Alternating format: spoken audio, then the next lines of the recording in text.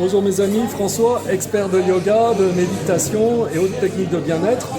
Alors, aujourd'hui, je vais aussi vous présenter Cécile qui est avec moi parce que c'est quelqu'un que je ne connais pas depuis très longtemps et alors qu'on échangeait, elle était en recherche d'emploi, elle avait pas mal de difficultés, c'était un petit peu incertain pour elle.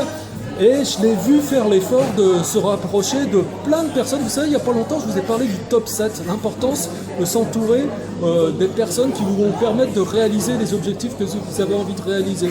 À savoir, vous entourer de personnes qui eux-mêmes ont réalisé ce genre d'objectif que vous poursuivez, quoi. Et elle était en quête de trouver un boulot qui l'intéresse vraiment dans le domaine commercial. Bien, je l'ai vu se rapprocher de plein de personnes qui étaient vraiment en train de réussir dans ce domaine, dans le domaine du business et tout. Et je pense que c'était un catalyseur pour lui permettre d'arriver à son objectif, c'est-à-dire de trouver le job qu'elle voulait trouver. Elle vient de trouver ce job, un job d'ingénieur commercial qu'elle va démarrer à la fin du mois. Et puis c'est super. Alors bon, l'état d'esprit a fait la différence, autrement dit. C'est ça, Cécile ? Oui. Voilà. Je te laisse témoigner un petit moment, ce qui vient comme ça, spontanément. Donc en fait à la base je m'étais lancé un défi, je voulais revenir dans Lyon pour me rapprocher de plein de gens qui ont vraiment envie de faire des choses, donc des startups, tout ce qui est innovation, aller à l'endroit où il se passe des choses, même si je suis toujours accrochée à ma campagne et que c'est possible tout à fait que j'y revienne. Ouais. Et donc je me suis lancé ce défi, je me suis dit je pars fin juin, peu importe ce qui se passe, je pars fin juin. D'accord. Et j'ai trouvé un logement en sous-location. J'ai eu mes premiers entretiens et puis ça s'est pas conclu tout de suite. Mais j'avais vraiment dans la tête l'idée que j'allais arriver, que ça allait se passer et que voilà, ça allait se faire. Alors j'essaie de rester vraiment focus sur cette idée-là, imaginer comment ça pourrait être, quand ça se réaliserait, me mettre en relation avec des gens qui travaillent dans ce métier-là, qui peuvent peut-être m'apporter des contacts ou même partager avec passion. Voilà. Juste ce que j'ai envie. Et justement, autant plus me préparer à ce que je vais arriver. Et donc en fait, à la base, j'ai fait un métier informatique. Je me suis reconvertie dans le commerce sur le terrain.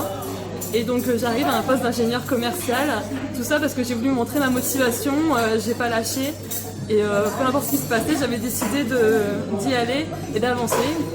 Donc je me suis dit, à un moment donné, la meilleure façon de fonctionner, la meilleure façon d'arriver à ce que je veux, c'est pas de me dire oui, de toute façon j'y arriverai pas, c'est d'y aller. Tant que j'ai pas réussi, je continue. Ouais, c'est ça. La meilleure façon d'arriver à ce qu'on veut, c'est de continuer, même si on prend plein d'échecs. Souvent, c'est ceux qui ont pris le plus d'échecs qui ont eu les plus grosses réussites. Et après, ça peut être n'importe quoi, ça peut être dans la vie personnelle, dans la vie professionnelle, ça peut être avec la famille, les enfants, Ouais, c'est ça. Ça peut être dans tous les domaines. On se dit souvent on essaye une fois, mais on se dit qu'on essaye une fois, on se dit qu'on a tout essayé, sauf que on a juste essayé une fois, ça veut rien dire. Oui, c'est ça, exactement. Il faut continuer, Okay. Et au bout d'un moment ça commence à devenir une habitude, ça commence à devenir quelque chose, mais il faut le faire, il faut agir. Alors bon, c'est super, c'est très riche tout ce que tu as dit. Je pense que ça a vraiment remobilisé, donné de l'énergie aux gens qui en ont besoin. Et si on synthèse, faut avoir une vision, il faut imaginer déjà son succès, il faut en être convaincu, il faut passer à l'action, mettre de l'énergie. Et les choses se font parce que finalement, tout tient là-dedans, un peu d'énergie, d'enthousiasme, on passe à l'action. Et puis ça peut changer vraiment beaucoup de choses. Alors il y a un proverbe comme ça qui dit « l'enthousiasme fait la différence ». Croyez en vous. Il n'y a pas longtemps, j'ai fait une vidéo sur le fait de croire en soi. Ne voyez pas que vos défauts, voyez toutes les qualités qui sont les vôtres. Ne croyez pas, mais les gens ne vous voient pas forcément comme vous voyez vous-même.